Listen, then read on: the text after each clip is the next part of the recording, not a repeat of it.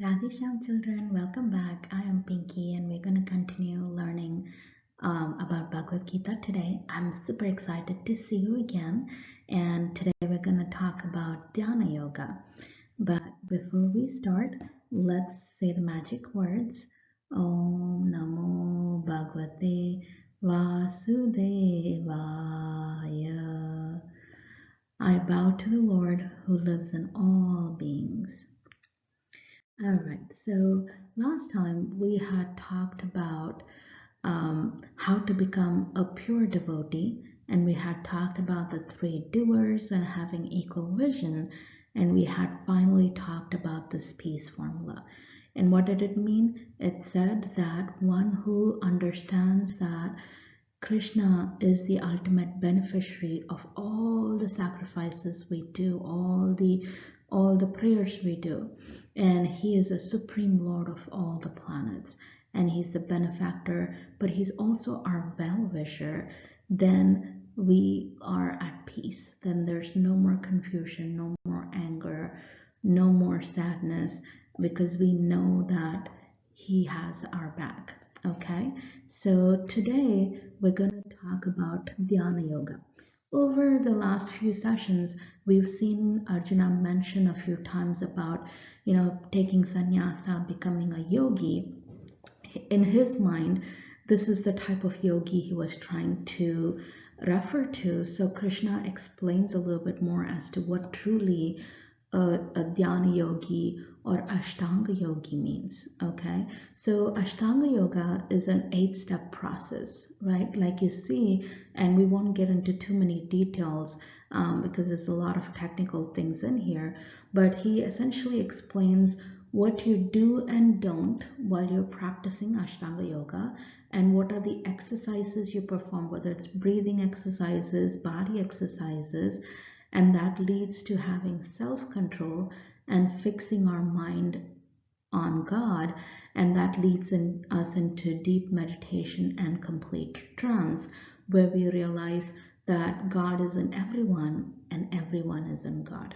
Okay, and like I said, this is a lot of technical details involved, and we won't go much into discussion, but just remember that this is one of the types of yoga, one of the types of or methods where we would be able to reunite with God. Okay, so Krishna explains the 8 steps.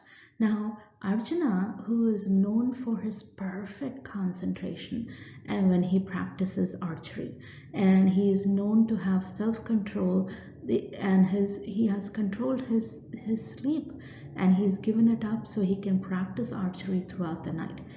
Yet, even having so much control, he himself says that, Krishna, this method seems impractical and difficult.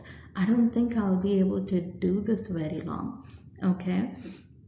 So Krishna says, it is possible that you can go through these if you have control on your mind. Because when you control your mind, then it becomes your best friend. But if you let your mind and senses wander, then they are your greatest enemy. Okay, and we've talked about this before, how we redirect our senses and our mind towards Krishna, and that way it stays controlled and it becomes our best friend. Okay, so what he also further recommends about having a balanced life. Okay, there should be a balance in what you eat, how much you play, how much you study, how much you sleep, and when there's a balance, then you start developing that self-control. Okay, so Krishna says, when you want to become, when, like this lamp, he gives an example, when there's no breeze, then the lamp burns steadily, right? So just like that, when there's no other distractions, the mind can have steady concentration on the God. Okay, and sometimes when the mind flickers and the senses think about something else, he's saying we need to withdraw that and come back to thinking about just the God. Okay, so in this way, we're able to, he's teaching how to meditate, how to have that steady meditation. Okay. All right, so as we progress through these steps, then we start seeing God in everything, and we also see everything in God. Okay, and we talked about this before, where we've talked about seeing God in everything and everyone because He's a super soul present in everyone. Now, in this section, He's actually going one step further, and He's saying, "And everything and everyone is in me." Okay, that realization comes after steady meditation for a long, long time. Okay, so at this point, Arjuna says, Krishna, all of this sounds impractical and hard, but what happens if, if we keep trying and trying and we're unsuccessful? And then I won't be able to, I'm spiritually, I didn't go anywhere, and then materially too, I've given up everything. Then what will I be left with? Okay, so Krishna says, how whatever you do, whatever steps you take towards reuniting with God, it never gets wasted. Okay, so depending on how much practice we do in this lifetime, we may go through heavenly planets, but in the next lifetime we would start over where we left, right? We won't lose the spiritual progress we've made, because the spiritual progress goes with the atma, with our soul. We don't leave it back with the body when we leave this body, when we die. Okay, so Krishna says, after taking the next birth, you take up that divine consciousness again, that you where you left off, and you start progressing further till you achieve complete success. Okay, so nothing goes in waste when you take steps towards Krishna. So we have to remember that, whether it's small steps, whether it's big steps, whether it's for a small time, whether it's for every single day through the rest of our lives, it is all making progress through to see Krishna, and that never goes waste. We're never going to leave that behind, and it goes with our soul as long as we get to Krishna. Okay. So now Krishna has so far talked about Karma Yoga, and he's talked about Jnana Yoga, and this time he's talked about Dhyana Yoga.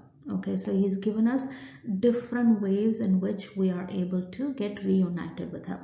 Now, we've talked about all of this, but at the conclusion of this chapter, he comes and he says, this is the most important verse of this chapter. He says, Arjuna, among all of these yogis, the one who's dearest to me is the one who has the greatest faith in me. He thinks of me all the time and he renders service to me. Such a yogi is dearest to me. Okay, and he's talking about bhakti yoga, right? And he's going to explain more about bhakti yoga in the next 6 sessions. But so far we talked a little bit about bhakti yoga in chapter 2, and then we've kind of talked a little bit more in detail about everything else. Now, since he's saying bhakti yoga is the one, a bhakti yogi is the dearest to him, he's going to elaborate that a lot further, a lot more. Okay, so in the next few chapters, that's all we're going to talk about. And for today, we'll stop here, but we'll continue with our Maha Mantra chanting before we wrap up the class. Hare Krishna, Krishna Krishna, Hare Hare, Hare Rama, Rama Rama, Hare Hare. Hare Krishna, Krishna Krishna, Hare Hare, Hare Rama, Rama Rama, Hare Hare. Hare Krishna, Krishna Krishna, Hare Hare, Hare Rama, Rama Rama, Hare Hare. Hare Krishna. Krishna, Krishna Krishna, Hare Hare, Hare Rama, Rama Rama, Hare Hare. Hare Krishna, Krishna Krishna, Hare Hare, Hare Rama, Rama Rama, Hare Hare. Hare Krishna, Krishna Krishna, Hare Hare, Hare Rama, Rama Rama, Hare Hare. Hare Krishna, Krishna Krishna, Hare Hare, Hare Rama, Rama Rama, Hare Hare. Hare Krishna, Krishna Krishna, Hare Hare, Hare Rama, Rama Rama, Hare Hare. Hare Krishna, Krishna Krishna, Hare Hare, Hare Rama, Rama Rama, Hare Hare. Hare Krishna, Krishna Krishna, Hare Hare, Hare Rama, Rama Rama, Hare Hare. Hare Krishna children, thank you again so much for watching. We'll see you next time. Bye.